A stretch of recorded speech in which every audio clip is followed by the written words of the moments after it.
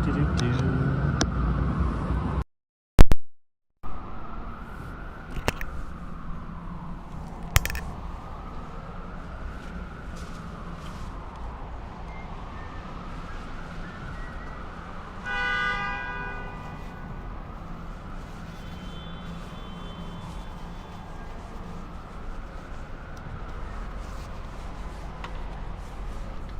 right, what's up, everybody? We'll just do a quick audio check as well as the visual. And if we're streaming in 1080p and if you could all hear me, just give a thumbs up in the chat and we will get started in just a moment.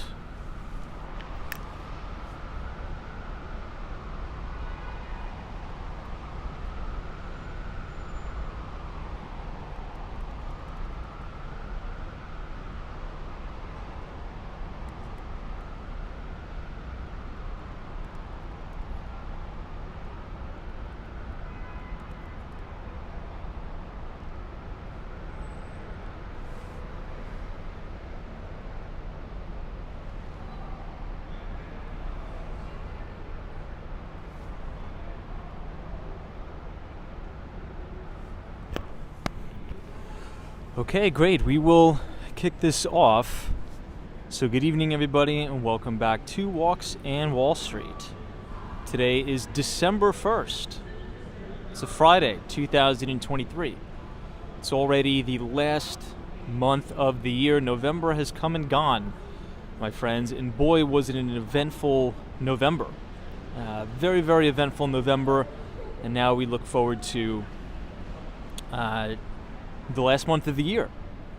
Now, we're going to talk about a couple things tonight, but I think most notably, we're going to talk about some narrative busters. I think that should be the most appropriate, because if you look at the market, and if you really looked at the sectors that are leading this market, now, yes, cybersecurity, which we've been talking about almost to the point of ad nauseum, right? Cybersecurity is a leader, but what a lot of people wouldn't expect is that home builders are true market leaders. The home builder sector is leading this market in quite a significant way. We'll check out a few here before we get started.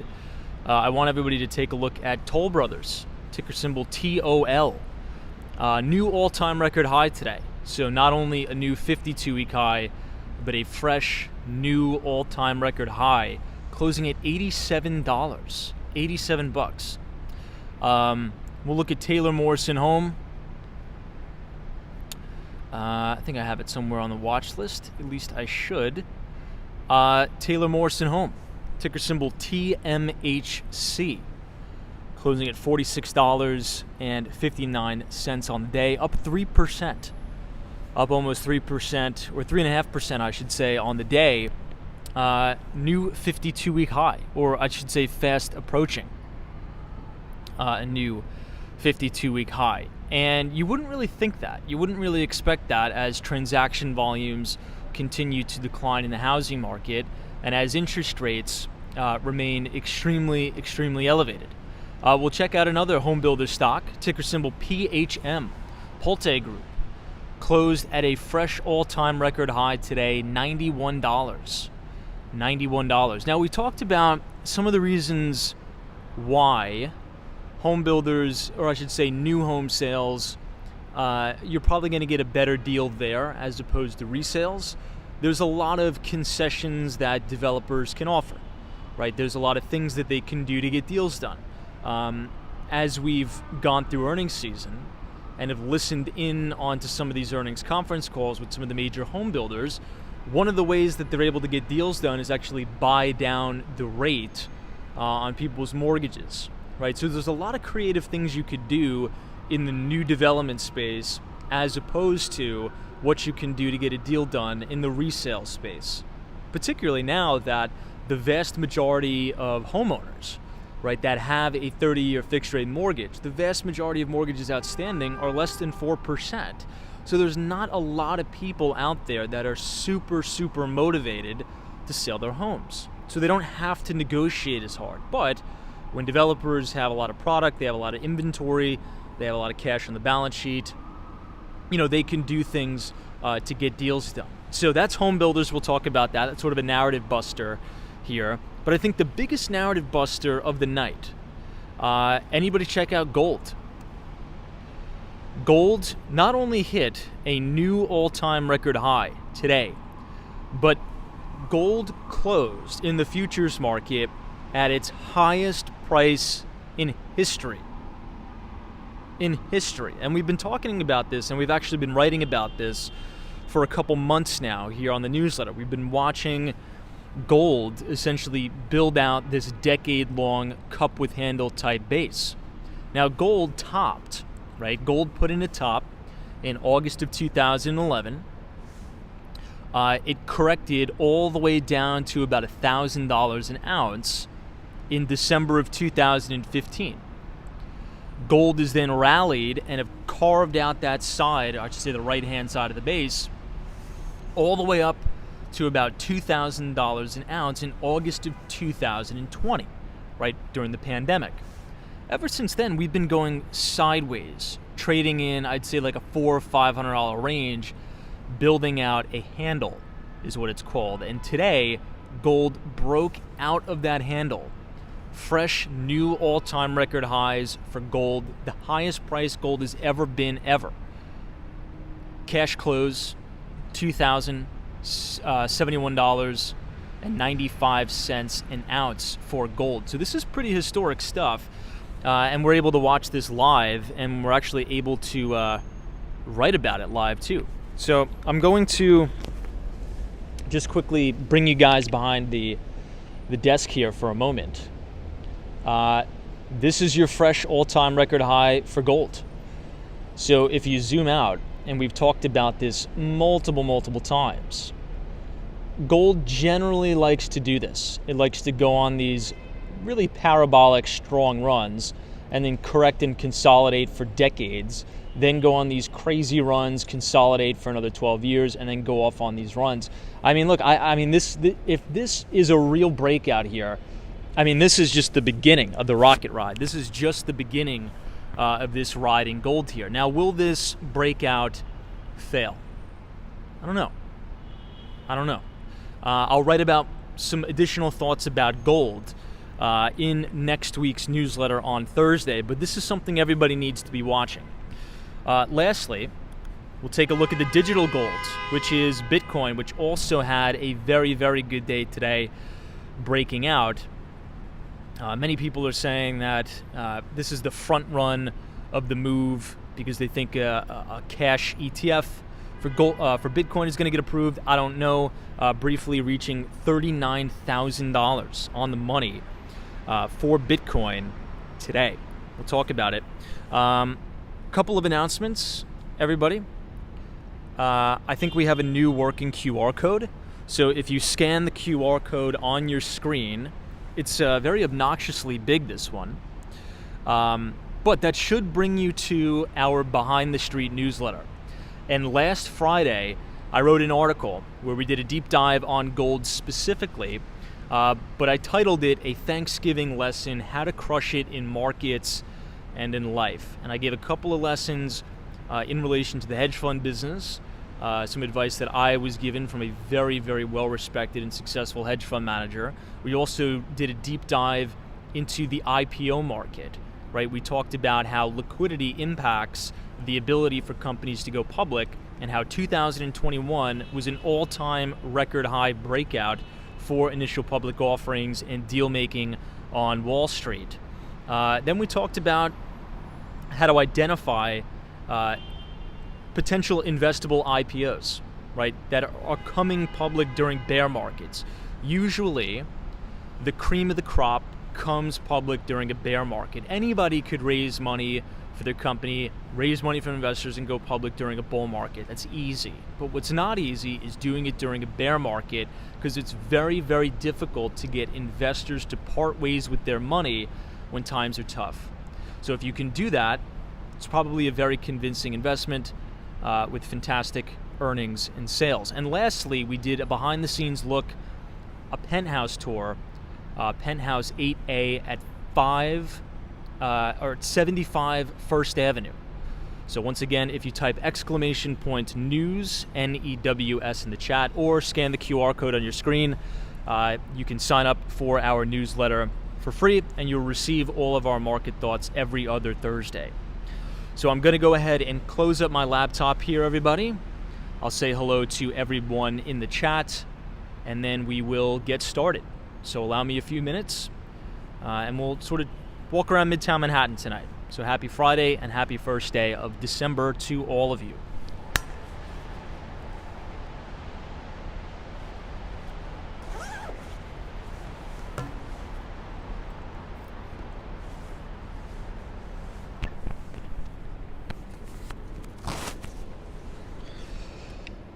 All right, it was raining, so I don't know if we're going to need this umbrella, but let me check. We'll do a quick test drive. Let me see where the umbrella is. It was raining earlier.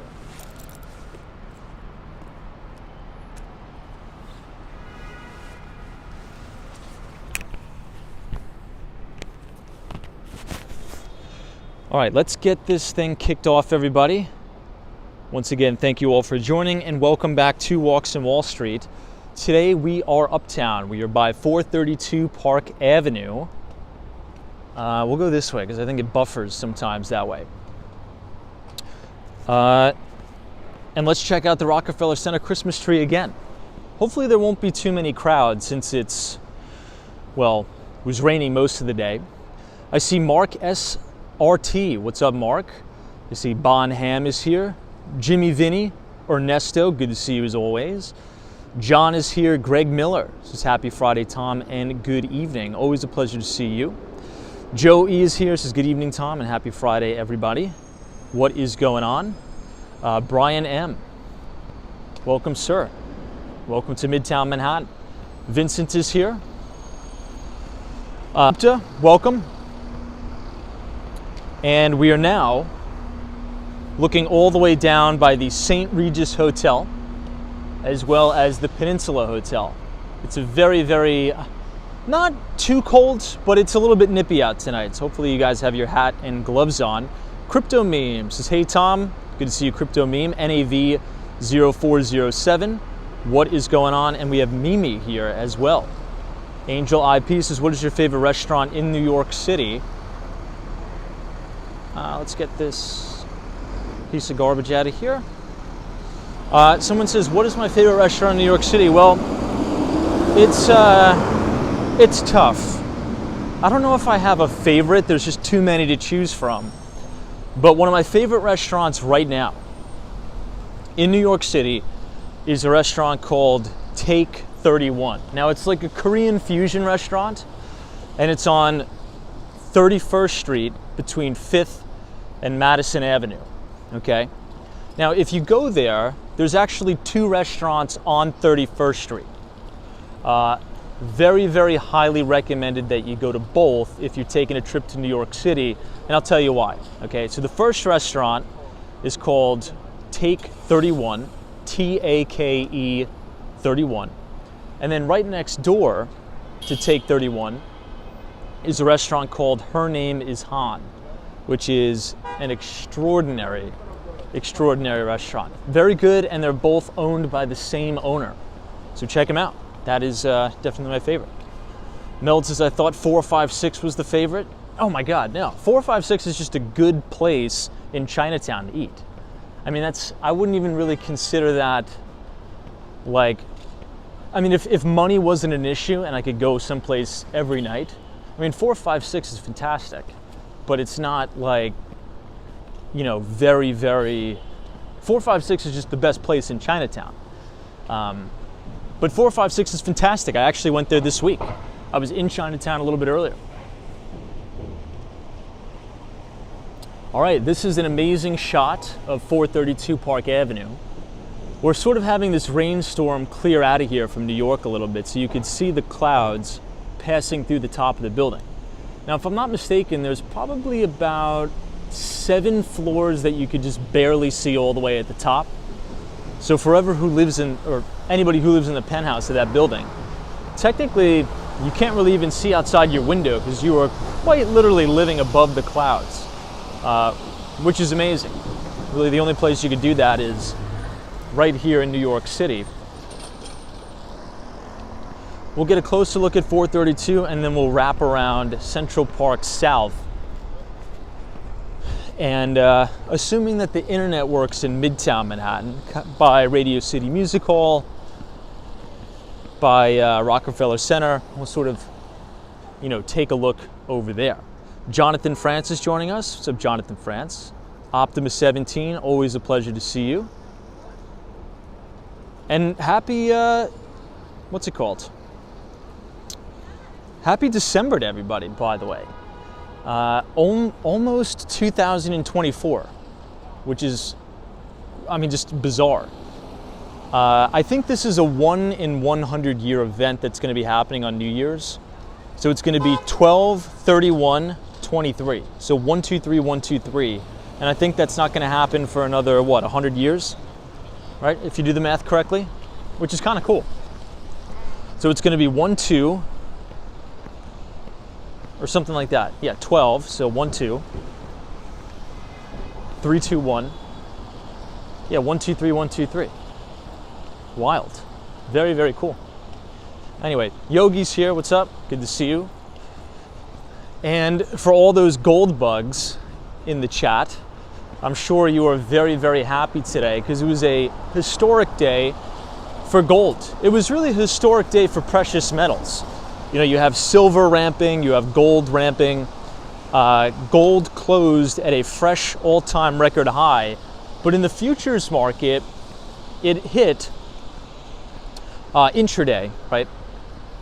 The highest price per ounce gold has ever traded in history. Now, what does this mean? Is this sort of a narrative buster, right, for lack of a better word? Is this a narrative break? And what I mean by this is the following. Usually, gold tends to perform very, very well in environments of inflation, right? Very high inflationary environments. Now, you could argue that inflation is still ramping, right? Particularly in some emerging markets. I think you'd be right there. But in the United States, inflation's been coming down, right? That's sort of indisputable. Inflation is definitely subsiding, particularly shelter, right? And I think that's probably the largest category that means the most to the average everyday American. If we had to take a survey, right, I'm not trying to generalize, but I guess I will for the purpose of this example. If we had to take a survey of everybody who's listening to this broadcast right now and say, what is your largest expense, okay, per month? I would argue that the vast majority of people would probably say their rent, their mortgage, shelter, right? You got to have a place to live. You got to have food on the table. That's pretty much the basic necessities to survive. And we have now seen 7 consecutive months of declining shelter costs, right? All while gold continues to build out the right side of that handle and ramp. So is this the market telling us, or is this the market forecasting that the Federal Reserve is going to preemptively pivot, so to speak, and we're going to get another large burst of inflation in the United States? Is that what the market is saying? I don't know. What do you guys think? I find it fascinating that all the while gold and silver are performing very, very well, we've actually entered a bear market in crude oil. This is the Chanel store. This one's very nicely decorated here for the holidays. I never really showcased the other side of 57th Street. These are really beautiful buildings.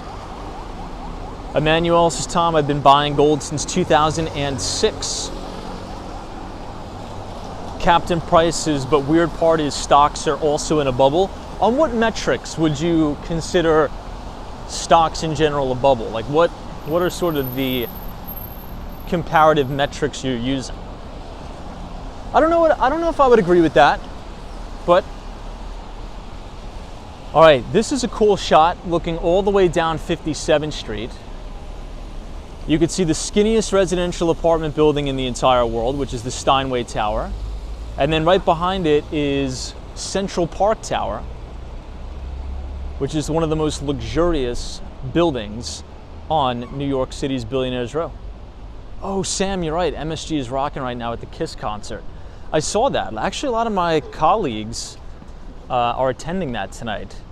And correct me if I'm wrong, isn't the Empire State Building going to be lit up for Kiss all this weekend, I think? We'll have to check that out. Let's actually head down to 34th Street. I want to check that out. MT, what's up? Says, this is so cool, man. Glad I subscribed. Thank you so much for being here. I appreciate it. Right across the street is the Louis Vuitton building. Now, we're standing outside the Tiffany building, which is owned by the same company, right? LVMH, Moet Hennessy. They acquired the Tiffany brand.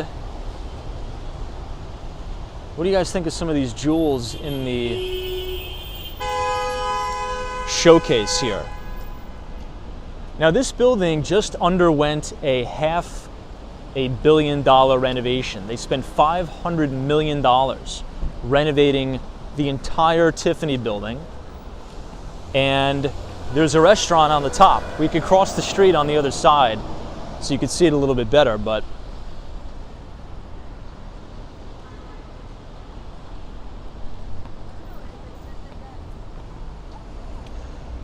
Captain Prices, have you seen the IBM chart? Yeah, IBM's acting very well, I mean, I've said this yesterday, all the leaders are out, and I tweeted about this. If you want to look at my Twitter or X profile, you could follow @WalksWallStreet. But one of the things I said is that the leaders have shown their face, and they are out, right? The true market leaders. Just run a screen of stocks breaking into new high territory. They are going to be the leaders in that sector. So, for example, the cybersecurity sector, Palo Alto Networks, is already out. That's extended, closed at another all-time record high today.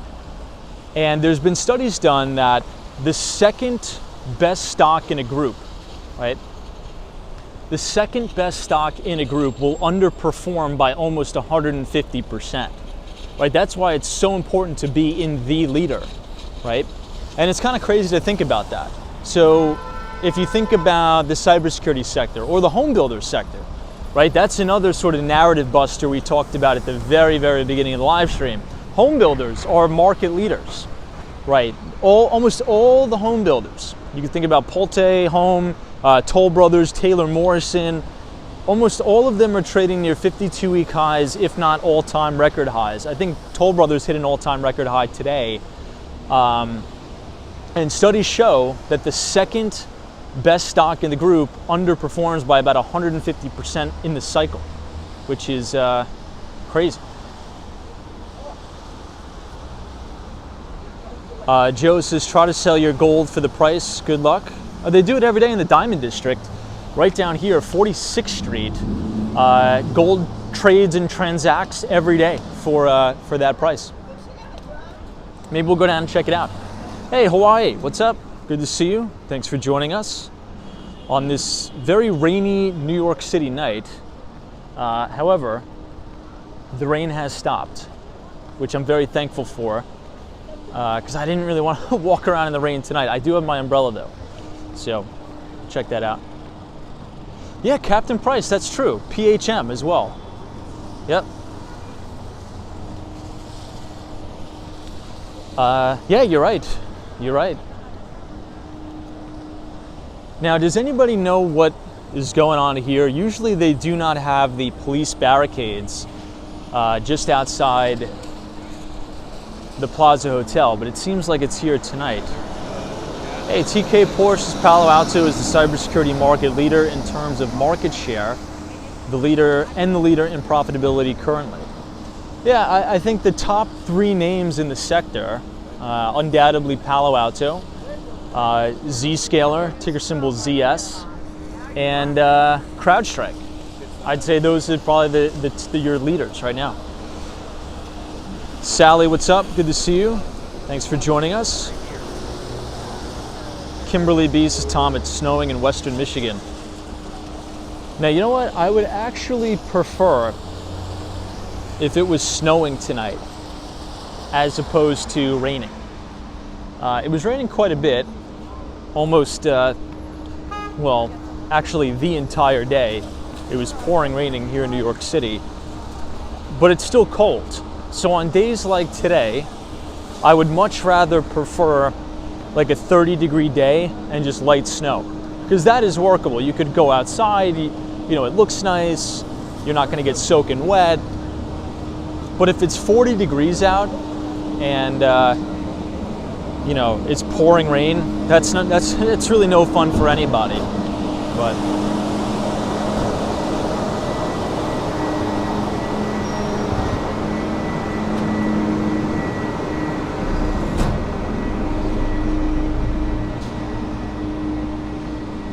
hey, Sam Banks says, I wonder what hotel Kiss will be staying in tonight. If I had to guess, I don't know. I would think that, wouldn't some of the people have their own apartments, do you think, in New York City? Now, who here in the chat is a big Kiss fan? Anybody a major Kiss fan here? What are some of the main, I'm not, by the way, but it's been big all over the city tonight. Once we get down to 34th Street, Penn Station area, it's probably going to be crazy crowded for the concert. Oh, Sam says, Kiss is my favorite band. Awesome. Kimberly B says, nope. Optimus 17 says, I saw Kiss on New Year's in 1996. Wow. I was just not even 1 year old. Wow, Diamond Dave says, Tom, this will be Kiss' last performance. Well, that's probably, I'm sure it's sold out. It probably sold out Madison Square Garden. Hey, MT is here, what's up? Good to see you. Now, what are some of the names of the band members? I don't think I can name one. I'm sure if you guys start naming them in the chat, I'll know who they are, obviously, but I don't think I can name them off the top of my head. I want to say Gene Simmons, but then I think I'm going to sound like an idiot. I don't know why Gene Simmons just popped in my head. Hey, Andrew, good to see you. Thank you so much for your 5 CAD donation as we stand right outside of the Sherry Netherland. It says, good to see you, Tom. Good sound. Thanks for your input on the current financial situation. Andrew, thank you. Oh, Gene Simmons. So I was right. Very nice. But Angie, thank you so much. Appreciate your support. And welcome to New York City Central Park South with this pretty cool shot of the GM building and 432 Park Avenue. Now, if you look at this black building right here, that's Trump Tower. Hey, JM, what's up? Good to see you. Peter Chris, DC322 says Peter Chris. Man, how old are they, by the way? I mean, they have to be in their, well, yeah, they must be in their 60s, right?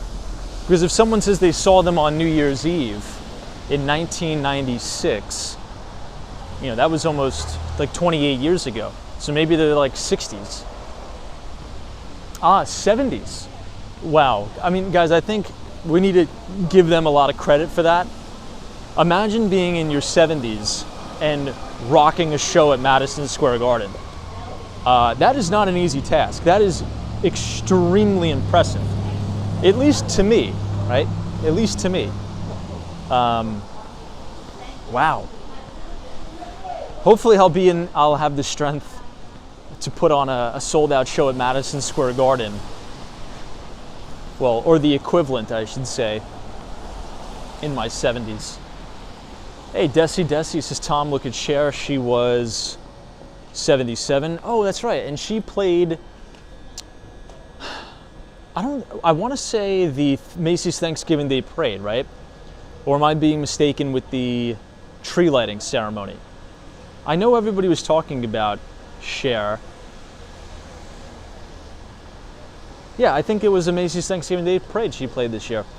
Now this is the Plaza Hotel Residences. They always make it look absolutely spectacular. Stunning, absolutely stunning place. We've been inside here. I've taken you guys in here many, many times. I know, Hawaii's like, right, Tom? That's a huge blessing at that age to still be rocking. I mean, geez, yeah. I mean, Madison Square Garden holds what, about 28,000 people? So to be in your mid-70s, right, according to the chat, and rocking out in front of 28,000 people, to have the stamina to do that, that is pretty impressive for anybody to do. Hey, Lena Sandoval, what's up? Optimus 17 says, and Tom, the Rolling Stones are touring again as well. I'm sure they're probably going to come to New York too, right? Now, you know what I'm looking forward to, by the way, everybody? It's not music, it's comedy. And I'm not really a big comedy guy, by the way. I don't know, I've never been to a comedy show. I wouldn't say I would enjoy it, but I am excited for one particular person who is going to be at Madison Square Garden next year, right, 2024. Could anybody guess who I'm talking about? Hey, Desi, thank you for your $5 donation. Appreciate it, and welcome to Central Park South. We are overlooking the Upper West Side of Manhattan right now. You can see all the way to Deutsche Bank Tower. You can see 1 Central Park West. This is the Trump International Hotel and Tower. And then the one right here is 15 Central Park West. So someone says Seinfeld. No, that's a good guess though. Someone says Dave Chappelle. Nope. Andrew Schultz. Someone says Tim Dillon. Very good guess. I believe Tim Dillon is from Island Park, New York, which is on Long Island, not too far away from Massapequa. Natasha Pieces, Cat Williams. No, Andrew Schultz.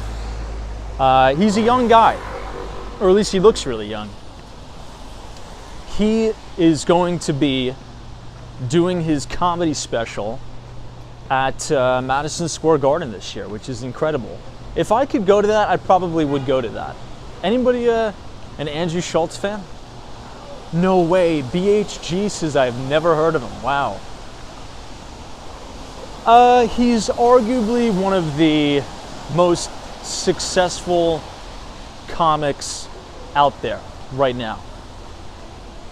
I mean, by far. I mean, he has to be number one. More so amongst millennials, Gen X.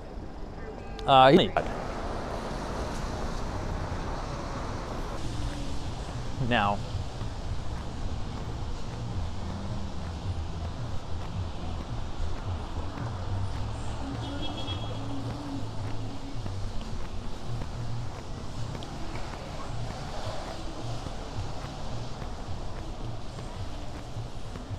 No way. Hawaii is like, I had to look him up because I never heard of him either. He's funny.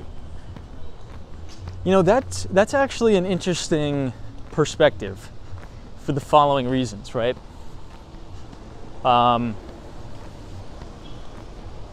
It's funny because somebody could be so big, right?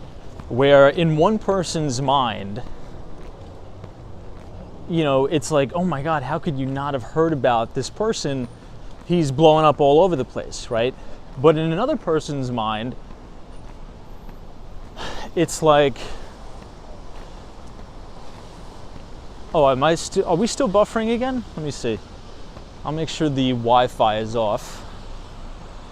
Could you guys let me know in the chat if the stream is still buffering?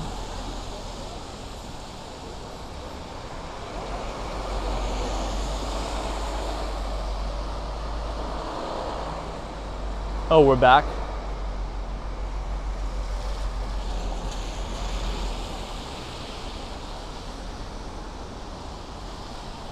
If it's a bit blurry, I think that's on your end. I think you have to refresh your screen. But I forget who said this. It was a famous technologist. And he said the internet is so massive that it's almost quite unbelievable, right?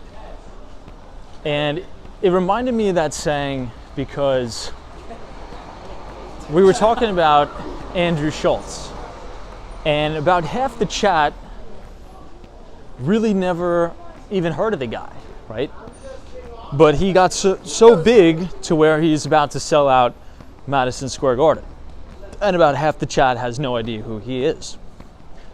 So even if you are, the most well-known and well-renowned celebrity, right, in all the movies, there's probably almost half the world's population that would have no idea who you are.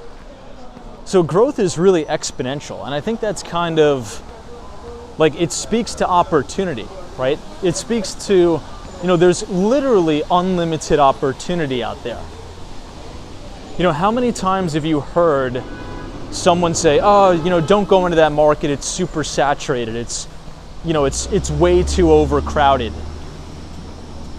With the internet now and with network effects, it's almost impossible to reach saturation, because that's just how massive things are. So, yeah, it's really interesting to think about, right?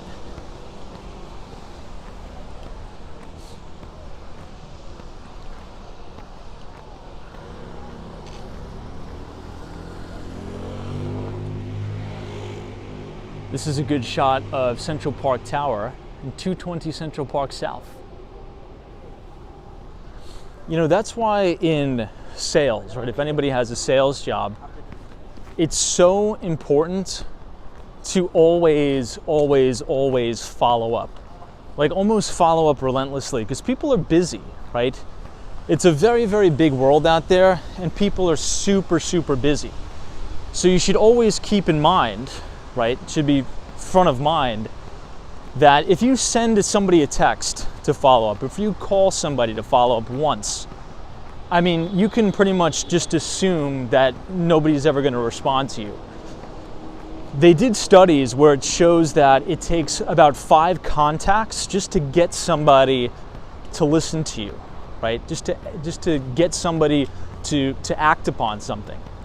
I would say with social media now, and just how consumed we are with content and consumed we are with our working life, I'd say that number's up to about 10 now. I think it's going to take about 10 times or 10 connections for somebody to even just start to listen to you. So keep that in mind. Hey, Charles Boyce, thank you so much for your very generous and kind $50 donation. Very kind of you. We appreciate all of the support that you've given us here on Walks on Wall Street. And hopefully you had a fantastic first day of December. So Charles Boyce, once again, thank you so much. Appreciate your support and your kindness. Yeah, it's important, and that's why, if anybody's in sales, and not even in sales, right? Real quick, I just want to show you the Steinway Tower. Beautiful, beautiful building here. The very top third of it is quite literally amongst the clouds now. And then in the back, you see 157. So always, you should really overdo it, right? If you think about, I'll say, this is my favorite quote of all time. And it sort of ties into, the point. But the quote is, people severely overestimate what they can accomplish in the short term, but severely underestimate what they can accomplish in the long term, right? Like 10 years plus. So if you start something, right, it could be anything. If you start a company, if you start a business, even if you start a new job and you're making cold calls or you're trying to meet with people, right? If you stick with it for 6 months and you actually do the activity for 6 months, if you're doing the right thing, you should expect no results. Let me say that one more time. If you're doing the right thing and you start a new job or a new company and you're doing the activity every day, right, and you're doing what's right, you should expect no results in 6 months. The results will start generally to come in about 8 to 12 months. So you really got to stick with something for long durations, right? Usually, if anybody's ever read the book, this is an amazing book that is a must read. The book is called Atomic Habits. Atomic Habits. And in that book, the majority of the growth in whatever you're building usually happens in year 5 and 6. And that's assuming you build something upon it every day. If you have a job, you're consistently making calls, things like that.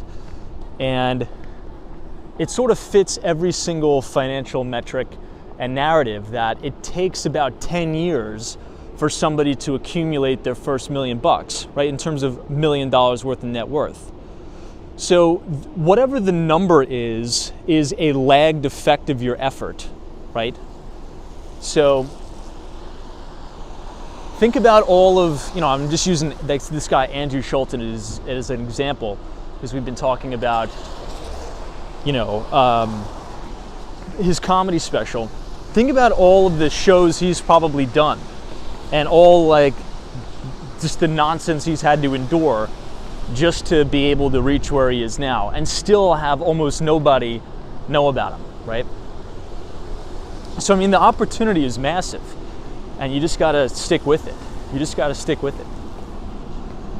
Hey, Abyss, what's up? Good to see you. Welcome. Captain Price is 10,000 to 20,000 expert hours. I agree.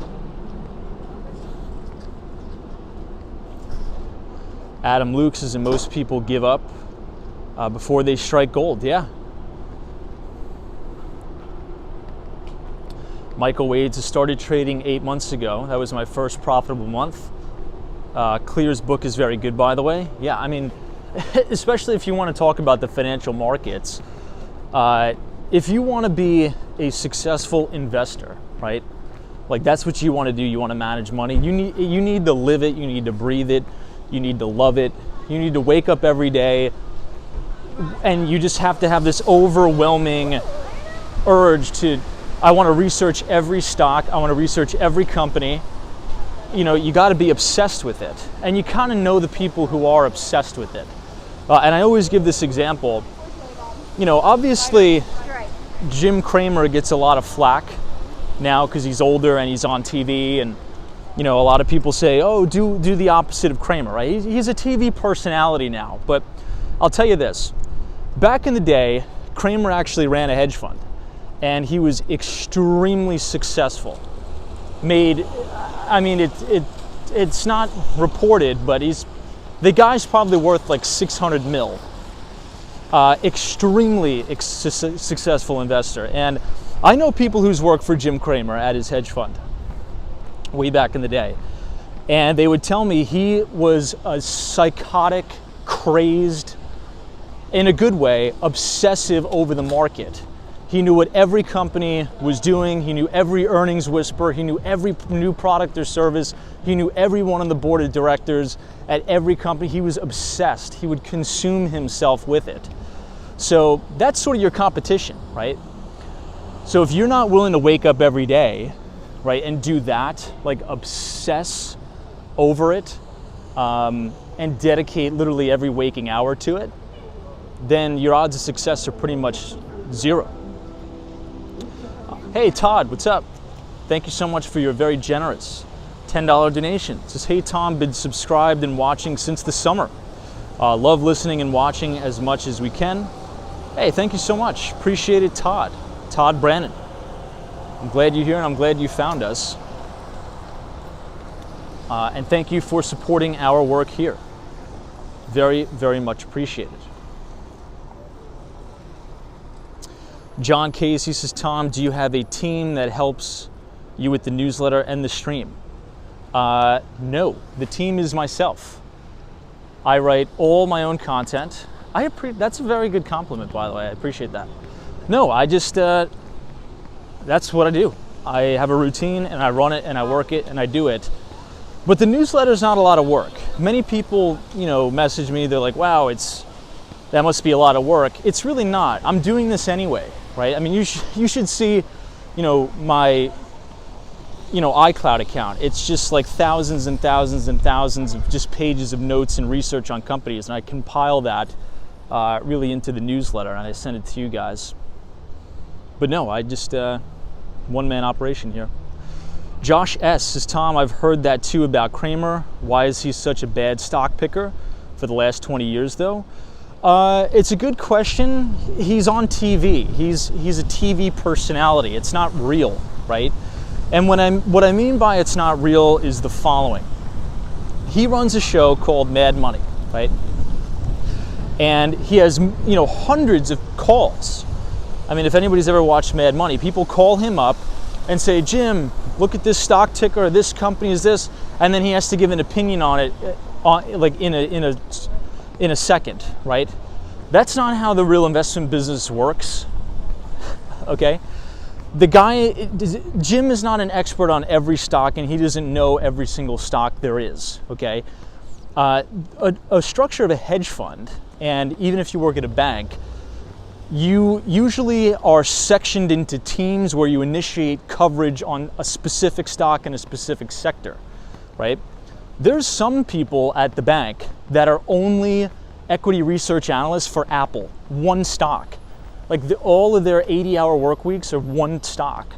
So the TV show is not real. And I think a lot of people don't understand that. They just think, oh, what an idiot. He said, this stock's going to go up and then it went down. That's not how the investment business works. CNBC is a TV show. It's financial entertainment, right? If somebody were to call me up, right, or drop in the chat, hey, Tom, what do you think about, I don't know, Starbucks stock right now? Is it a buy or a sell? The fuck, I don't know. I don't know. I don't cover Starbucks. I cover tech stocks, and I have a core list of companies that I follow. So if I say, oh yeah, Starbucks is good, I mean, and I have to give you an answer on the spot, well, of course maybe the stock will go down. It's just, he's sort of doing his best to give a direction for television.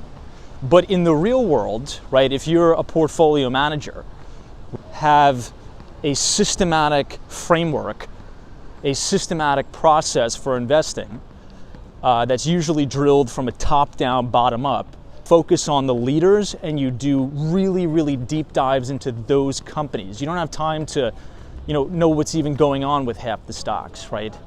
That is sort of the answer to the question why, the meme is, oh, Cramer is such a bad stock picker. When it's actually, he's not, right? If you look at the returns of his hedge fund that he used to run, they were phenomenal returns. But he's on TV and he's getting a million questions about individual stocks and it's not real. You know what I mean? Anyway, hopefully that makes sense. All right, everybody, this is 60th Street. More specifically, 60th Street and Broadway. Now, what's interesting about 60th Street is right over here. You guys see all these things hanging here?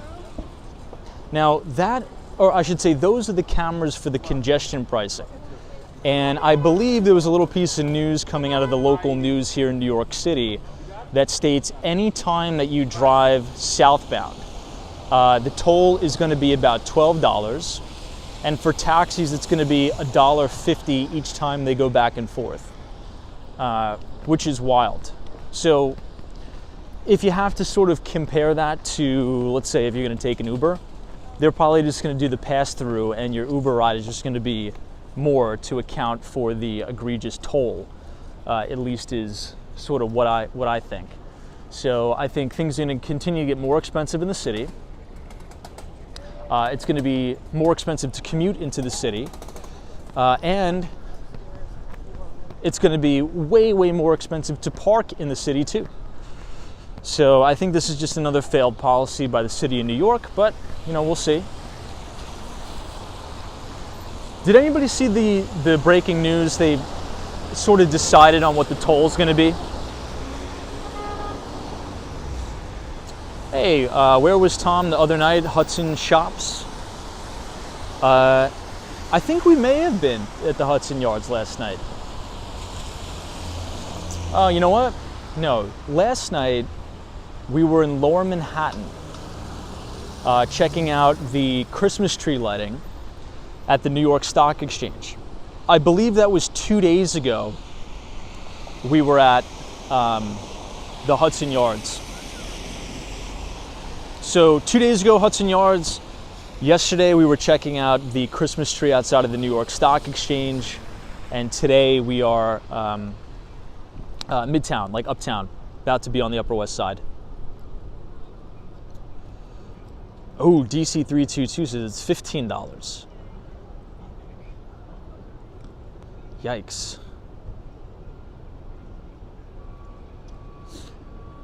Josh S says, I'm sure the Mad Money viewers. Oh, sorry, let me, chat's moving too fast on me. Okay, Josh S says, I'm sure the Mad Money viewers want to think it's real and not just entertainment, gaslighted by those folks. No, for sure. But it's hard, like, I don't think Jim Cramer's like purposely trying to deceive people and say, yeah, I think you should buy this stock, and then he obviously wants it to go down. No, I don't think that's happening. But I believe we need to think in reality here to say that there's thousands, literally thousands of US traded stocks. And if you think a guy on a TV show is going to be able to, you know, offhand say, oh yeah, this small, you know, manufacturing company in the Midwest, oh yeah, the CEO is great, I think the stock is a buy. He's probably like maybe heard of the company like a couple times, right? And there's probably specific stocks that he's more well versed in, right? I think one of the greatest calls of all time by Jim Cramer has been, you know, don't trade Apple, own it. He said that since pretty much the financial crisis, right? So that is sort of the point I'm getting. I don't want to make it seem like I'm defending Jim Cramer in some respect, but at the end of the day, it's a television show. And it's for him to be well read up on all 4,000 stocks and companies, it's just not even possible. I mean, banks, major investment banks, employ thousands of people, literally thousands of equity research analysts to cover a handful of stocks in a handful of sectors. So one guy to do it, that's almost impossible. I couldn't do it. I definitely could not do that. Anyway, well, this is 15 Central Park West. This is lit up quite beautifully for the holidays. But if you guys are enjoying the live stream so far tonight, feel free to leave a like on the video and click the subscribe button if you're new here. We usually start the streams around 8:30. We try to do it every night, at least the best we can. Oh, Lori says, I'm learning languages from Duolingo. Now, you know what? Duolingo is a stock I'm watching, a new IPO, and that is carving out a textbook IPO base. And I believe the company is a Pittsburgh, Pennsylvania-based company, Duolingo. That is, quite ironically enough, that is actually a company and a stock I am watching and covering. Now, anybody here uses Duolingo products, services? Anybody subscribes to learn different languages on the app? I've used the app before. I don't pay for it, but revenues are ramping, and the company seems to be doing pretty good, I would say.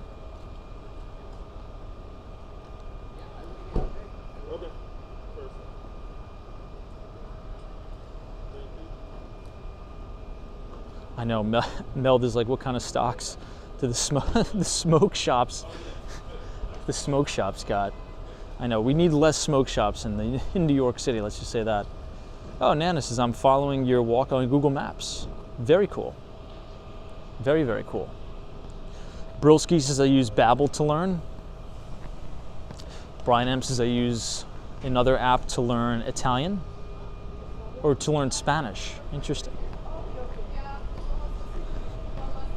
Someone says, I've used it, but it annoys me, the application.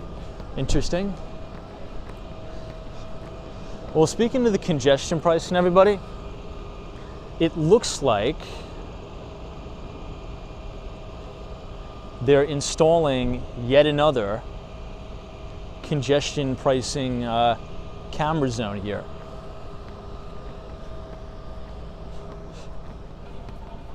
Man, they're definitely quick to install those. Kind of crazy. This is the very front of the Trump International Hotel and Tower. You have the very famous Michelin star restaurant Jean Georges right here. Someone says, I don't know anybody who has ever become fluent through the Duolingo, but it's very popular. Yeah, it's very difficult to learn a language. I think that's, if I had to criticize the United States, the biggest criticism that I would give it is the public education system doesn't prioritize the learning of multiple languages when you're very, very young. I think every American should be fluent in at least 3 languages, right? Preferably English, Spanish, and Mandarin. I think those, in terms of the business sense, right? Imagine going into the business world. This is the new Ford Mustang Mach-E, the new electric vehicles from Ford. Anyway, I mean, think about moving to a major city like New York and you're fluent in English, Spanish, and Mandarin. From a business advantage standpoint, I mean, you're untouchable. I mean, my God in heaven, are you untouchable? That's my biggest regret. I mean, if I had one big regret, it's I only know one language. And in this day and age, that's actually unacceptable in this day and age. If you want to be a big player, really at anything, you have to be, at least know 2 languages. So, anybody agree with that, disagree with that? I want to know your thoughts on that. I think it's important because, I mean, think about the fastest growing economies in the world, right? Obviously the US. Now, the US doesn't have an official language, technically, but, English, basically, for lack of better terminology, we could say, most people in the US would say the first language is English, even though we don't have an official language here. But then Spanish. I mean, I think Latin America is going to grow in a massive way. So I think every American should know Spanish. And then think about China. The growth of China over the next couple of years. Going to be massive. Hey, Mr. Kevin Brown, thank you very much for your generous $2 donation. I appreciate you very, very much. Our friend Adam Luke says, Tom, my friend speaks Korean and Mandarin, a white guy who has never left Canada. Now that's impressive. That is extremely impressive. I know a little bit of Korean, but not, I mean, it's just embarrassing. I wouldn't even want to start to even talk about it. But that's very impressive. Man, never even left Canada. Very cool. All right, let's head down and try to get a look at the Rockefeller Center Christmas tree on this very dreary night in New York City. Here's another view of Billionaires Row. Vincent says, in Aruba, students are taught 3 languages. I think we should adopt that. Emmanuel says, Tom, I know Spanish, Mandarin, and Indian. Wow. Oh, everything in Miami says, Tom, I have my 13-year-old in Mandarin. That's probably the smartest idea ever, and that is a great investment. I think when I have kids, I'm definitely going to have my kids, at least, I mean, in Spanish, literally from birth. If we have a nanny or something, I think it's, because when the kids are young, that's when they're most malleable, their brains, they can learn things. And it only helps them later in life. You know, what if they go to study abroad, right? What if they want to go to college abroad? They'll be able to speak the native language. All right, well, it's raining again, so I have to pull off to the side and get my umbrella out. So bear with us 1 second, team.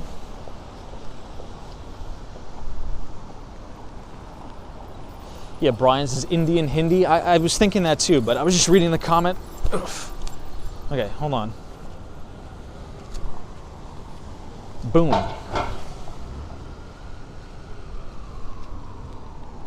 Oh wow, everything in Miami. It says, and she has an A in English. Love that. Yeah, you're definitely doing the right thing. Oh, everything in Miami. I got your email. I emailed you back.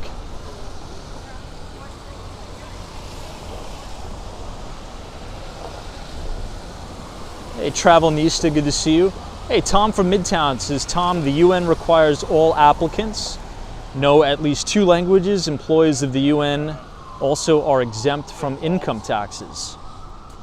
I guess it makes sense, right? So if you could, okay, now here's a fun question. This is a good stream tonight. So if you could, you know, have one wish, and it's, you know, you could wish to be fluent in any language immediately right now, which language would you choose? What would that be? For me, I'd say Mandarin, because I think it's the hardest to learn. And I think if I really applied myself, I could become fluent in Spanish without having to use that one wish. So I think I would say Mandarin, just because I believe it's one of the hardest languages to learn. All right, I'm seeing a lot of French. That's an interesting language. German. Marcos says Spanish. Oh, a lot of Spanish. Okay. All right, we have 2 Japanese. That would actually be a very good language to learn as well. I'm actually very bullish on Japan. Wow, I was not expecting most of the chat to say Spanish. Abdullah says Spanish. Bree Graham says Portuguese. John says French and or Spanish. Anybody in the chat know Arabic?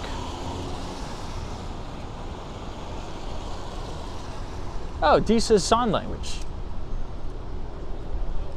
Tom from Midtown says, as a New Yorker, definitely Spanish. Yeah, I think that would be my second choice. I mean, again, the reason why I chose Mandarin is I feel like if I applied myself and actually did the necessary things, I could become fluent in Spanish. I don't think it's possible for me to become fluent in Mandarin, even if I apply myself, just because I think it's too difficult. But then again, never say never. But Sally says French and Spanish. Yeah, I guess from a logistics standpoint, it actually makes sense, right? I believe I was reading something that by the year 2030, the vast majority of the United States will speak Spanish. Now, it's a little bit of weird how I worded that.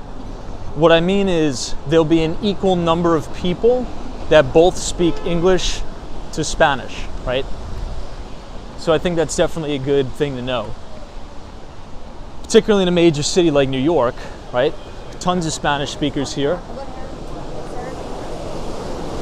Hey, Daniel G. from Buenos Aires, the new president. Says, hey Tom, Spanish and Chinese. Interesting. Daniel G., I think I've asked you this already, but what are your initial thoughts on the new president? Are you optimistic? Thumbs up, thumbs down, and sort of what is the word on the street in Argentina, per se? So we are back on Billionaires Row. You're looking all the way down to 432 Park Avenue. And this is Central Park Tower. Some of the most expensive real estate is right here. Now the top triplex was on the market for $250 million, $250 million, but they've since slashed the price. and now I think it's on the market for 125 million. 217 Central, or I should say 217 West 57th Street, Central Park Tower. You could barely see it, it's so tall.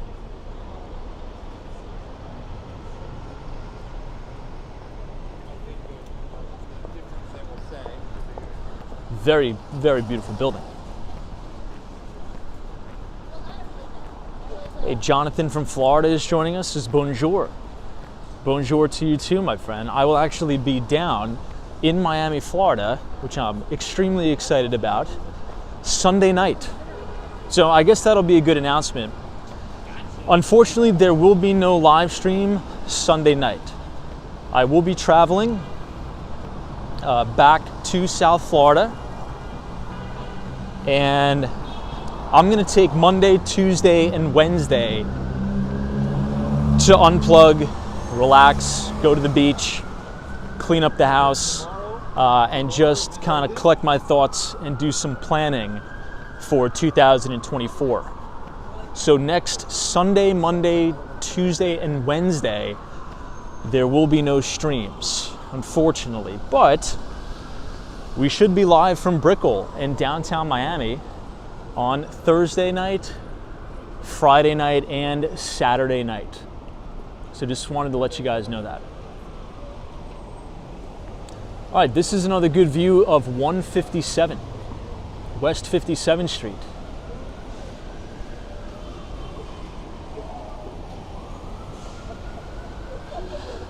Adam Luke says, has real estate taken a toll on your social life? You seem very disciplined.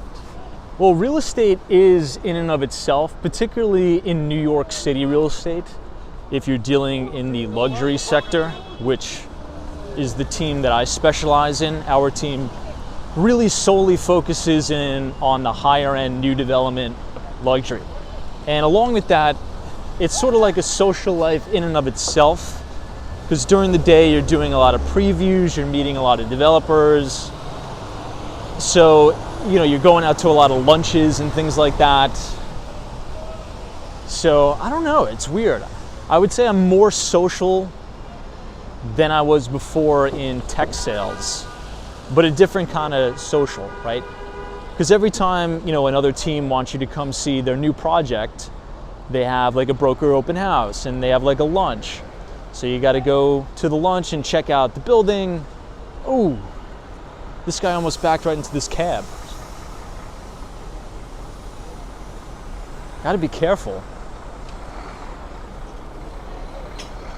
Yeah, I mean, 57th Street's a busy, busy street. That's the only downside about Billionaires Row. If you're gonna buy one of these amazing apartments right here, just know that's a busy street almost all the time. You have Carnegie Hall on the corner of West 57th Street and 7th, one of the most iconic buildings in all New York City. But yeah, it gets crowded, it gets busy. Hey, Juan Fernandez, what's up? Good to see you.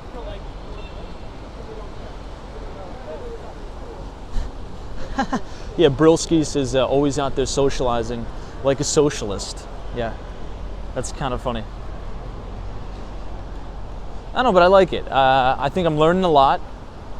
I'm getting around the right people, meeting the right developers, meeting some up and coming developers. I think that's what I like the most.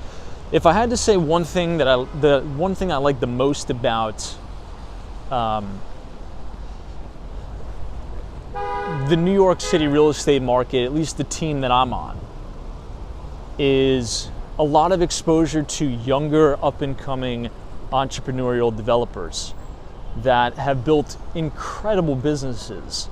And I mean, these people are like 35, you know, early 40s, you know, late 30s, and they're putting on, you know, 20, 30, 50, $100 million projects.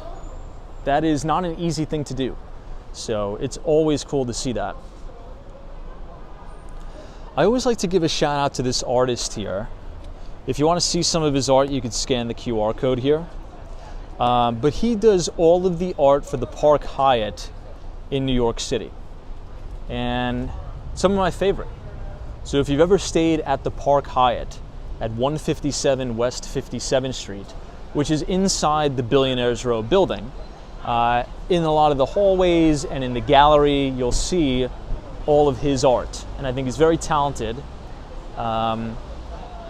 Tim Flynn says this at the I can't read that, Tim, but that's the comment of the night, dude. That was hilarious.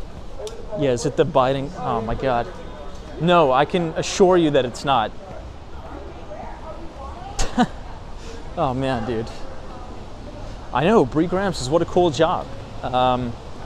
You know, 2 days ago, I think he held a big, not a party, but like a cocktail hour to display some of his new pieces there. So yeah, I mean, check it out. He's a really talented guy. He posts a lot of his work on his Instagram page too, so you can get a behind the scenes look of him making the art live in real time. It's actually kind of cool. All right, big traffic jam outside of here, but let's cross Billionaires Row, I should say facing southbound, and we'll be able to get a better shot of the Steinway Tower. Now on Friday, or I should say last Friday, I sent everybody a copy, so go ahead and check your email. I think everybody pretty much got it by now. But I filmed an exclusive property tour of the penthouse at 75 First Avenue, which is really stunning property. If you want to have a behind the scenes look at that, if you type !news, N-E-W-S in the chat, the Nightbot will drop the link to our Substack. So every other Thursday when the market closes, we send out all of our market research for free, and at the very end, we film a property tour of a notable listing here in Manhattan. So check it out, let me know what you guys think, or let me know if the QR code works. I know you guys said it was out of service yesterday, so I'm curious to see if the QR code works now. It's just too big, the QR code though.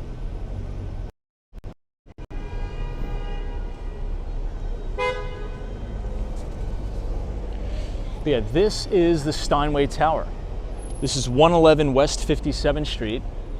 And this building is incredible. I want to preview this one again, by the way. JK says, I can't believe how much Manhattan real estate prices are. It's insanity. It's definitely expensive. You know what's another very expensive city? Toronto. And that's another city that I want to go back to very soon. Anybody from Toronto, Canada here? But anyway, yeah, if you scan the QR code, punch in your email, that is our free financial newsletter that is sent out every other Thursday. So next Thursday, you're going to get the 6th edition of the Behind the Street newsletter, and I will be filming an exclusive penthouse tour of our newest listing. We landed a new development project on 19th Street. So right near the High Line. So I'm not sure if you guys remember, but oftentimes we do live streams right on the High Line in New York City.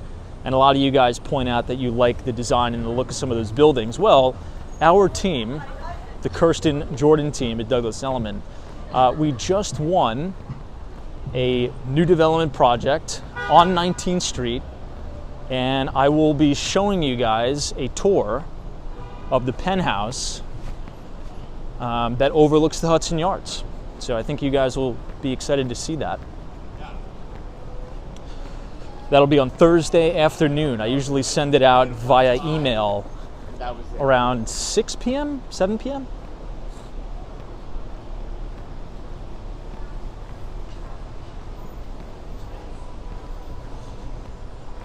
All right, I think we should attempt to make a right down 6th Avenue, even though the internet has been horrible.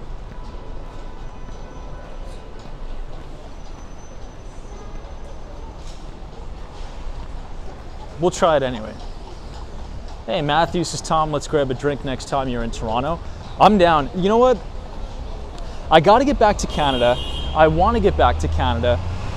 And yeah, it needs to happen. It needs to happen. It's a great city. I haven't been in a long time.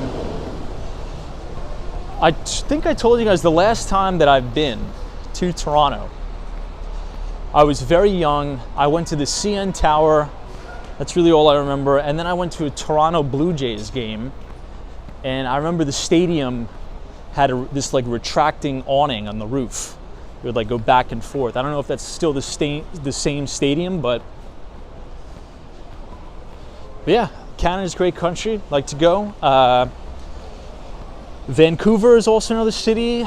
Montreal, but I think everybody speaks French in Montreal, so I don't know how well I would do there.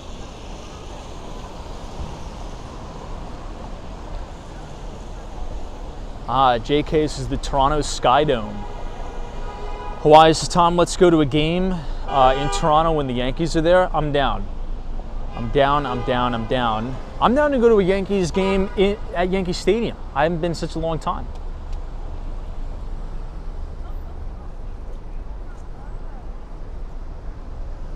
Frank says Montreal is both French and English. Anybody here from Montreal?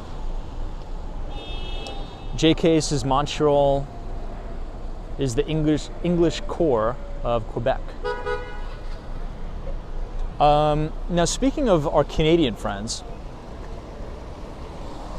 around this time, and you guys will see it when we do our live streams from downtown Miami and Brickell, this is the time of year where a lot of the snowbirds from Canada start to come down to South Florida. If I were to bet, we're probably going to see tons and tons of Canadian license plates. Last time I was down there, which was I think a little over 30 days ago now. Maybe like a month and a half, actually. I don't know. Tons of Canadian license plates, particularly from Quebec. Canadians like South Florida. Canadians love South Florida. Hey, TPR says I'm from Montreal. Awesome.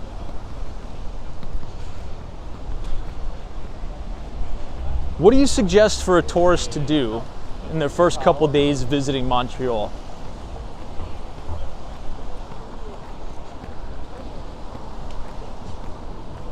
Okay, this is West 55th Street. To your right, this is Alliance Bernstein, very big asset manager, but a little bit higher up in the building. I'm not sure which floor. There's a very notable hedge fund here. It's called Fortress Investments. And the reason why I know Fortress is through Michael Novogratz. I'm sure many of you have heard of Mike Novogratz. He actually started off his career in the military. I think he was a Marine helicopter pilot, I think. Or like a door gunner, something like that. Which is an incredible, crazy career. Anyway, so he was in the Marines, then he left to go work on Wall Street at Goldman Sachs. He worked his way up to being a partner at the firm when Goldman Sachs went public. I think there was a little bit of a scandal there. I'm not too sure what happened. And then he left to go work at Fortress, which now is right here. And then after that, he left Fortress to start his own company, which is called Galaxy Digital. And it's sort of like an onboarding ramp for big institutional clients, big institutional investors to get access to cryptocurrencies like Bitcoin. It's called Galaxy Digital. Kind of interesting.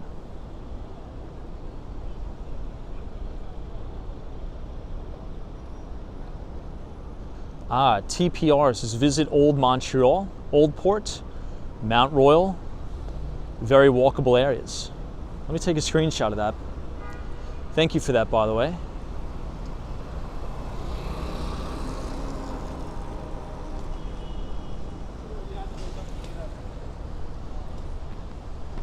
I definitely will check those places out when I'm there, no doubt.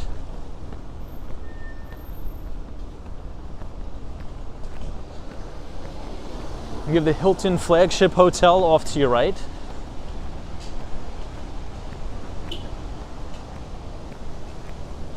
Guadalupe, I'm not going to answer that question, just because some people don't like knowing that, so I don't not going to answer.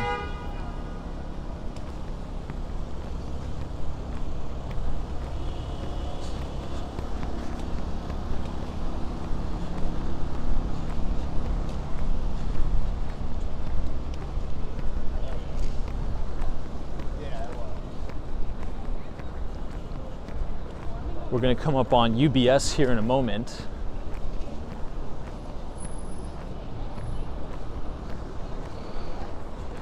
Guadalupe Hernandez says, my name is Ivan.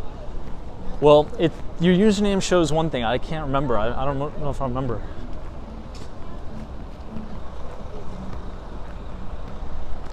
You have Charles Schwab over to the left. But since we're here on 53rd Street, we might as well take a pit stop and stop at one of the other Billionaires Row buildings.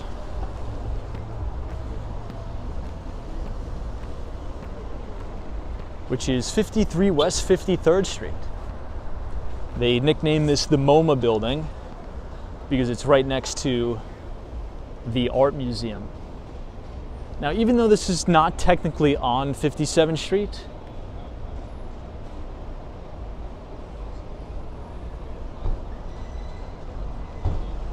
it is considered on Billionaires Row. You can look down into the restaurant, by the way, too. The amenities of this building are really unmatched. They have private restaurant, swimming pool, gym. This is the 53 West 53rd restaurant for not only residences here at 53 West 53rd, but the restaurant is also open to the public, but they have catering and sort of like room service 24/7, 365 for anybody who lives in the building here at 53 West 53rd.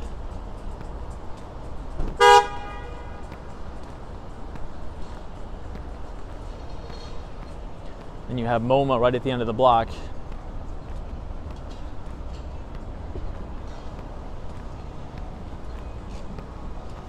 JK says, how the heck are these people making it to pay off living on Billionaires Row? There's a lot of successful people out there. I mean, and that's another one of the positives about living in New York City, right? It allows your mind to wander and expand. I did the same thing. You know, when I was in college, I would look at all these buildings, right? When I was making like $9 an hour washing rental cars at Enterprise Rent-A-Car. I'm like, how can you afford to pay $2,200 a month in rent? I remember asking myself that question. I'm like, what? How are these people affording to pay $2,200 a month in rent? What? And then I found out that there were people paying like $5,000 a month in rent. What? And now, I mean, we're selling properties where people are spending $5,000 a month for the maintenance. Not your mortgage, not your taxes, just to maintain your property for 1 month. People are spending $5,000, right? So, I mean, being in a city like New York,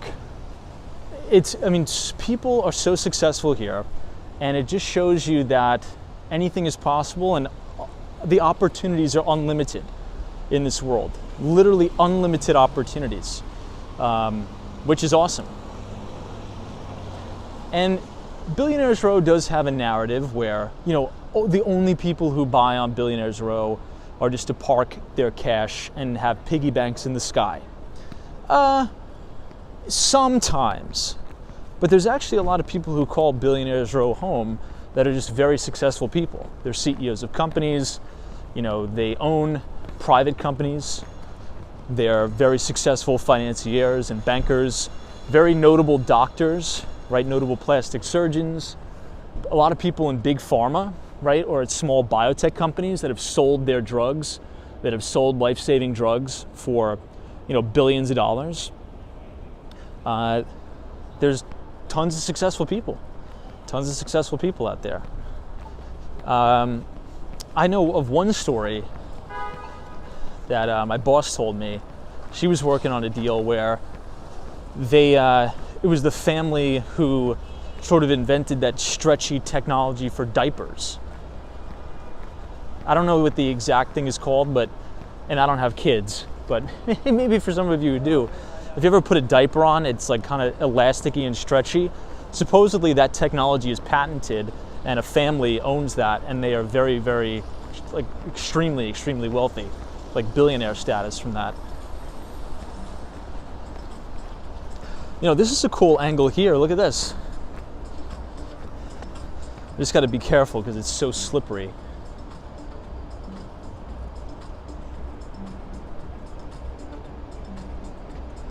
I think that little atrium right here, guys, if you see that, that is the swimming pool. And then the building sort of curves all the way up to the top. Again, this is 53 West 53rd Street. Hey, Theo, what's up? Happy Friday. Welcome to a very rainy and dreary New York City. Says agreed, Tom. New York gives you a perspective on all things possible. No place like it. It's true. It's true. I really believe in proximity too. And I understand it's kind of corny and like kind of cringy, but I really do believe that. I feel as if you're around successful people and people that are positive and that are very educated and everybody's very motivated to do things, I think that's going to rub off on you and your odds of success are going to go way up, right?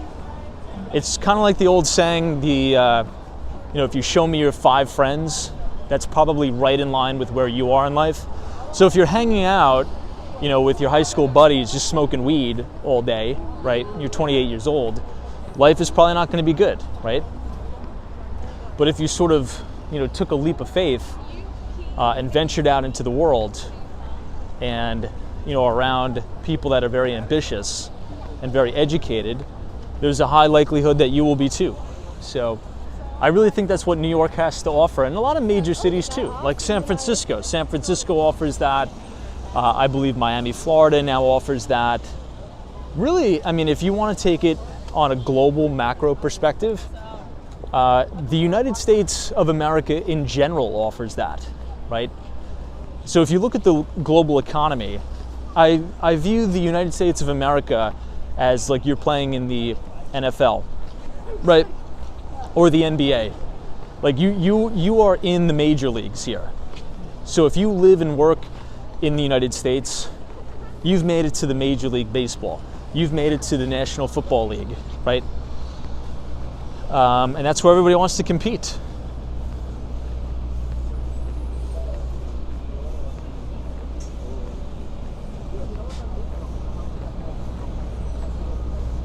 This is a pretty cool shot all the way down to Radio City Music Hall. But I think we're gonna have to make a little bit of a detour here to the left because for whatever reason, there's no internet over there. So we'll go around and down to check out the Christmas tree.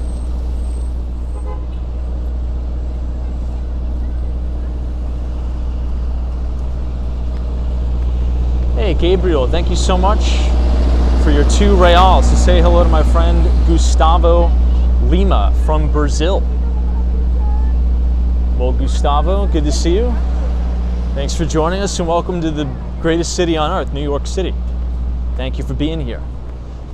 You're also about to see some of the greatest Christmas and holiday displays. Wow. To Charmin to measure toilet paper. That's incredible. See, I mean, think about that. Like, how did you make your money?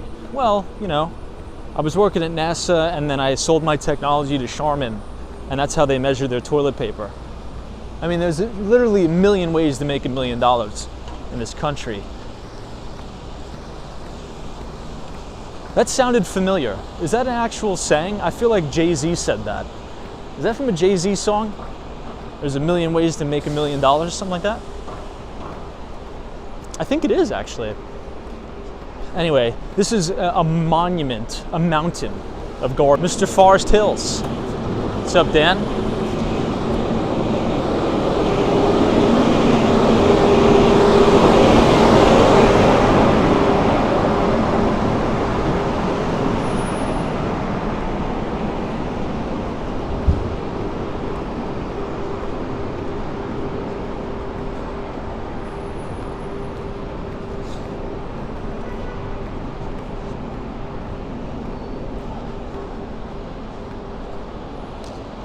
All right, guys, we need to take a little bit of a detour here. So please bear with us while I put you down on rat camera. But I'll give you a view of the Christmas tree, might as well.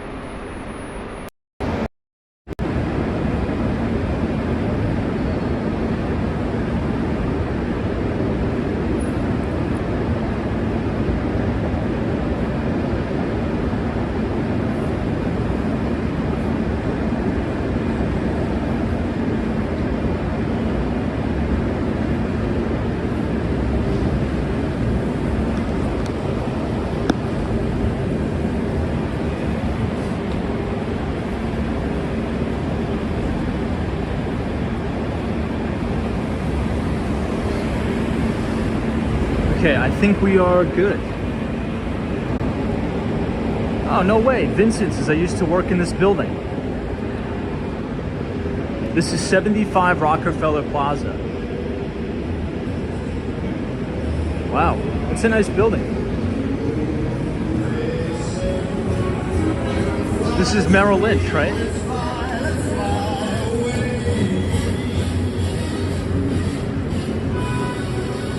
Or at least I think that's Merrill Lynch. Something like that.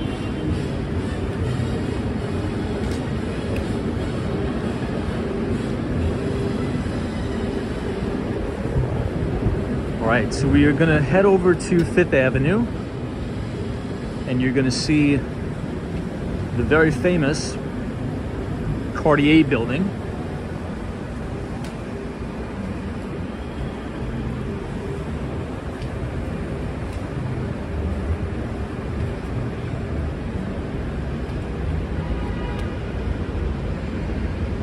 There's another good Christmas tree here.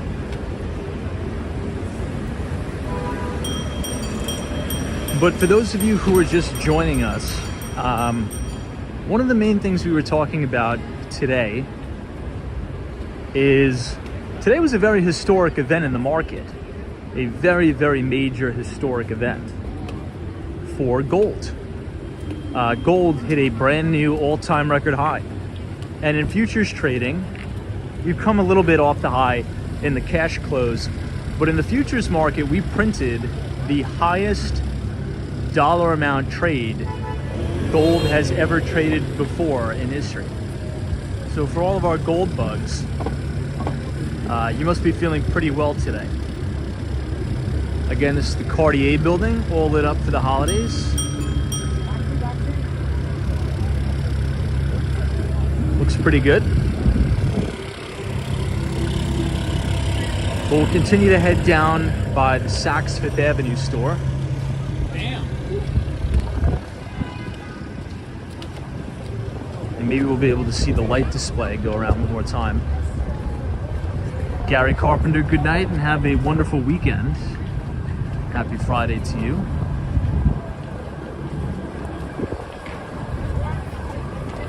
Adam says, do you run into movie sets on your walks? I don't think so, actually. I don't think we ever have. The only time I've ever really ran into TV stuff here is when I was in college, because they would always film that show Law and Order. I'm sure you guys are familiar with that.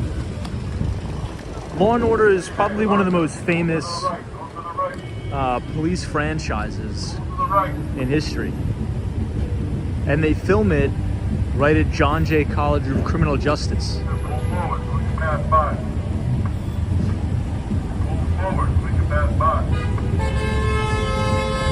Miguel says, Tom, what is your outlook on gold and Bitcoin going into 2024?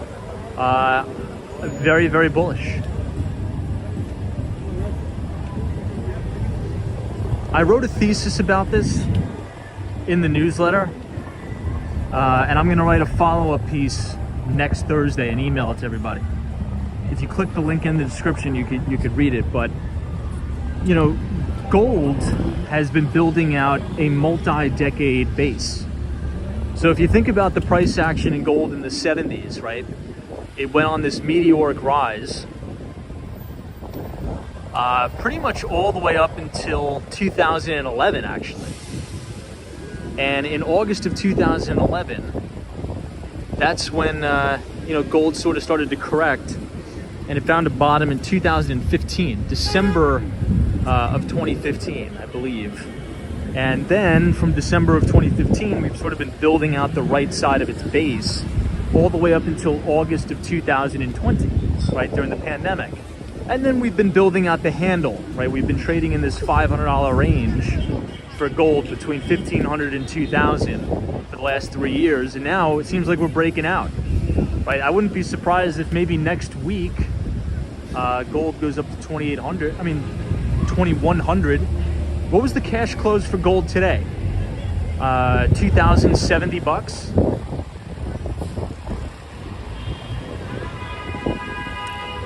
Josh, Tom, did you see gold's cup with handle formation? Yes, we've written about that in the Behind the Street newsletter for past few months. But yeah, it's a massive, it's probably the biggest cup with handle pattern I've ever seen. And gold likes to trade like that. Like, gold has a history of trading like that, which is interesting because maybe this is a narrative buster, right? We've been talking a lot about things that are breaking narratives. Number one being, you know, one of the sectors in the stock market that is leading is home builders, right? I mean, just go ahead and, you know, Google specific stocks in the home builders sector. Almost all of them are trading at 52-week highs or all-time record highs, right? That's a big narrative buster. Number two is probably precious metals, right? With inflation coming down quite substantially, you're seeing a massive bid in gold and in Bitcoin, the digital gold. To me, that's saying market participants have very, very little trust in governments anymore, and they want to have a portion of their assets in something outside the system. At least that's what it tells me.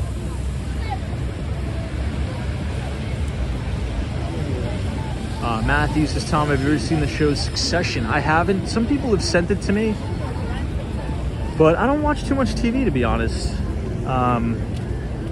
But I would be interested in watching the show for sure. I think it's on HBO, is that right, Matthew? Succession, HBO. All right, we'll see how the internet holds up.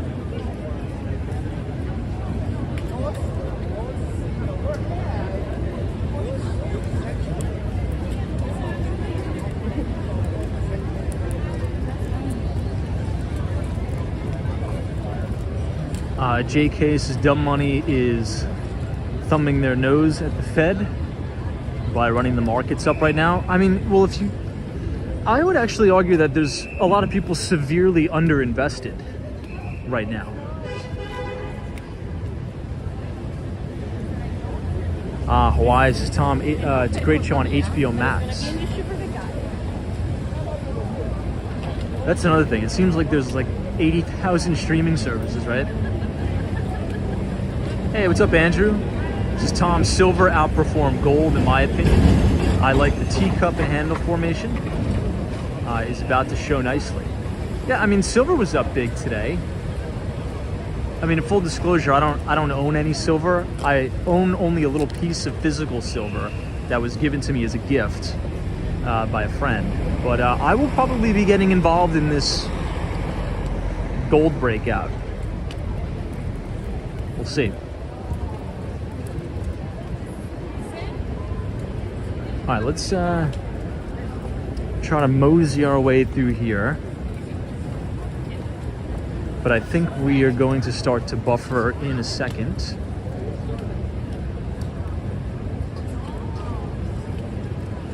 JK says, interesting, Tom. You find a lot of people are underinvested right now. Yeah, and it's actually showing up in the data. I'm gonna write something up in the newsletter, or I'm gonna post some charts on Twitter over the weekend that sort of outlines this. But yeah, that's sort of my view right now. I think a lot of people are under invested, I think. All right, guys, what do you think? Soho Joe is joining us. What's up, Joe? Foxing's Palladium, Platinum Palladium.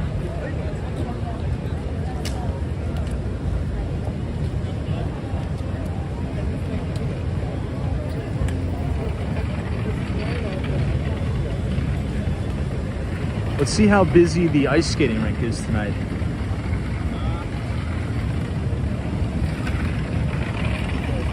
But if you're all enjoying the live stream so far tonight, you can feel free to leave a like on the video and click the subscribe button if you're new. We do these streams every day starting at 8:30.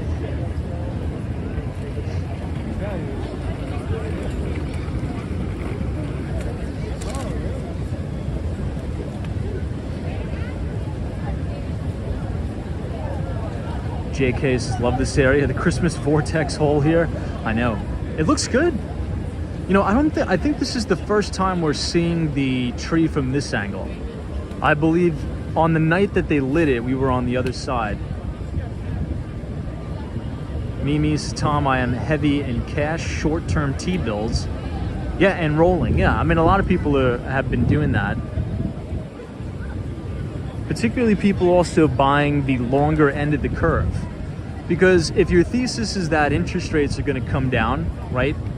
And you've locked in, 5%, last month on the long end of the curve, and rates do come down, well, not only have you locked in your 5% yield per annum, and you're chilling on that, but you're going to make significant capital appreciation on the bond as the price of the bond goes up, right? So maybe this is time for the bond vigilantes to show its face again.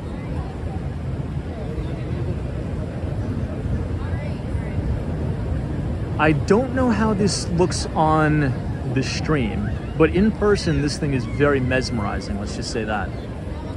It's beautiful in person. Hey, JK says 5% yield per annum, in my opinion, is a joke. Yeah, I mean, not when you have like 50 million bucks, right? You know, if you're 50 million liquid and you roll, 20 million into bonds and you lock that in, and then you're getting the appreciation of the bond price, that's like a double whammy. Because you have to think about it as risk-adjusted returns, right? What are your risk-adjusted returns?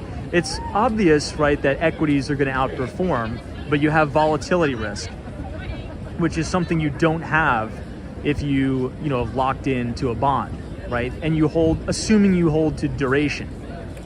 So in terms of a risk-adjusted basis, if you already have a lot of liquidity and you have a lot of cash, that's a very good option, right? Because let's say if you come from a wealthy family and you inherited like $100 million, right, which is a lot more common than you would think. You're in the stay rich business. You're not really in the get rich business. You're in the let me stay rich and not screw it up. So, 50 mil into, bonds yielding 5%. Your family is set in perpetuity forever. And you're actually probably going to make very good returns on the appreciation of the bond price, assuming you can hold the duration and rates will come down and things like that. But I totally agree with you, JK. Like, if you're just getting started and you're trying to build wealth, then yeah, you should probably, and again, we're just having an open conversation about the market. Equities generally tend to outperform in a big way to bonds. But it just depends on where you are. If you're, in the stay rich business, then dude, totally. But I totally agree with you. If you're somebody like me, for example, in the get-rich business, and you're young and you can take a lot of risk, you should be in stocks. You should be in very good U.S. stocks. Let's see if we can go around. we'll go around the other way and check out how the tree looks there. But I think it looks great. This looks way better than last year.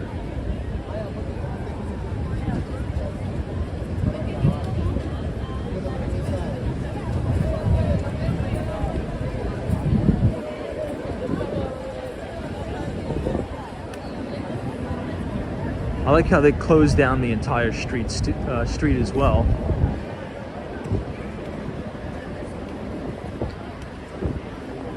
Hey, what's up, Chris? Chris Mills, good to see you. You have Radio City Music Hall right here off to your right.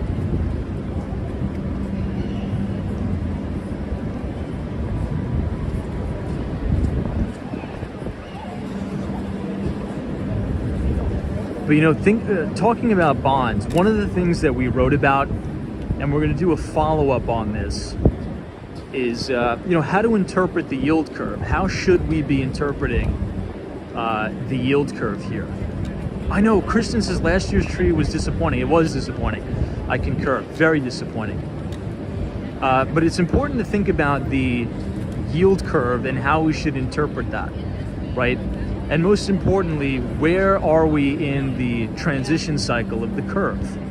Where is the yield curve coming from? Where is the yield curve going? And where is it right now? And what does that mean looking out 6 months?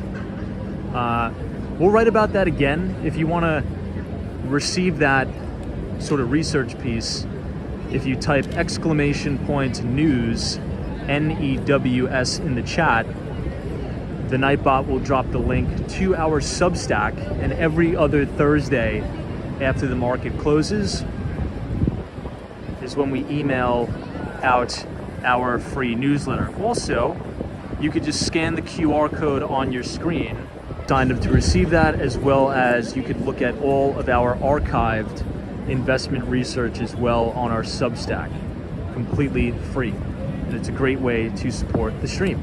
So we're gonna head down here. We're gonna make a left on 6th Avenue. I think the internet is gonna be a little bit shaky. But then we're gonna get a look from the other side of the Rockefeller Center Christmas tree. And then we'll head down to 34th Street, Penn Station.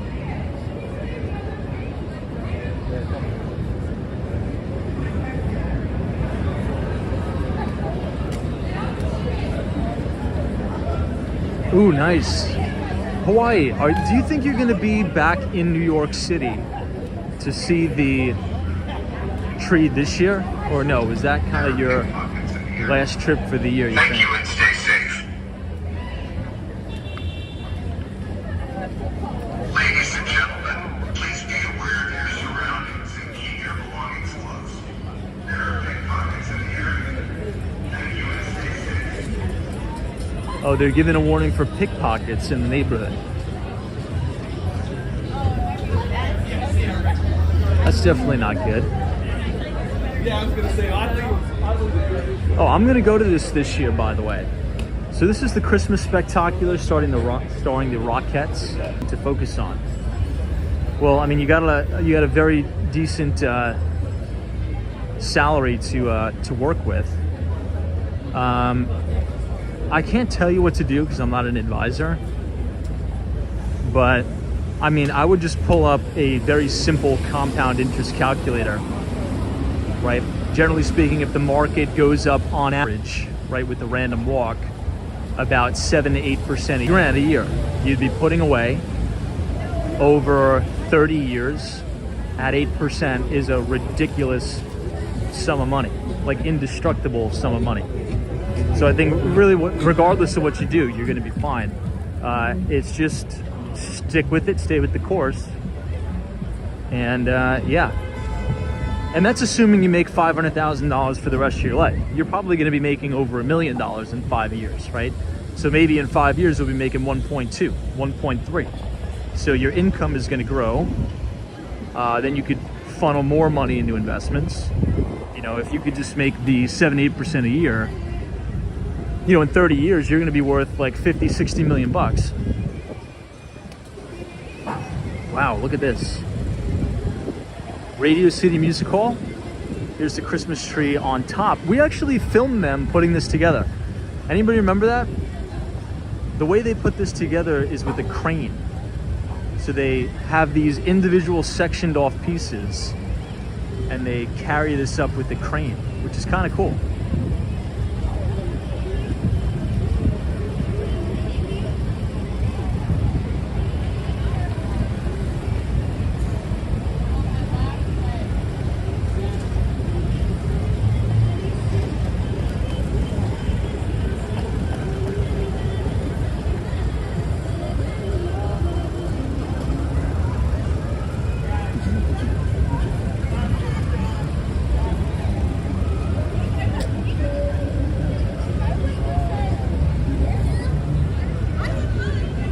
I think these are new too.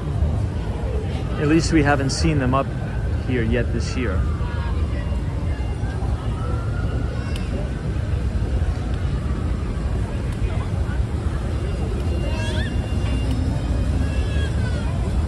But everybody, I think this is a good place to end the stream. We've been going for almost 2 hours. Wow, that went really fast.